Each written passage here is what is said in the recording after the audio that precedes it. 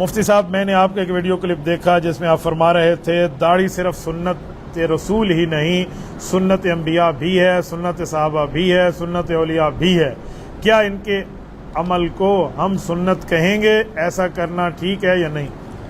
قرآن پاک میں فَلَن تَجِدَ لِسُنَّتِ اللَّهِ تَبْدِيلًا 22ویں پارے میں ہے کہ 21ویں میں ہے؟ 22ویں میں ہے۔ حافظ ہو یا اللہ حافظ ہو بتاؤ؟ ہاں 22ویں میں ہے سجاد شابش۔ تو وَلَن تَجِدَ لِسُنَّتِ اللَّهِ تَحْوِيلًا اور وَلَن تَجِدَ لِسُنَّتِ اللَّهِ تَبْدِيلًا، تو سنت تو اللہ کے کام کو بھی کہا گیا۔ آپ مجھے کہہ رہے ہیں صحابہ انبیاء کے کام کو میں سنت نہ کہوں، بھائی سنت کا مطلب طریقہ ہوتا ہے، تو تمام انبیاء کا طریقہ ہے، تمام اولیاء کا، تمام اتقیاء اصفیاء کا ہے، لہذا آپ داڑھی مبارک رکھیں، ان سب کے ساتھ آپ کا تعلق بن جائے گا۔ اور نبی پاک صلی اللہ علیہ وسلم نے اپنے کام کو بھی سنت فرمایا ہے، حضرت ابوبکر، حضرت عمر، حضرت عثمان، حضرت علی رضی اللہ عنہ کے کام کو بھی سنت بتایا۔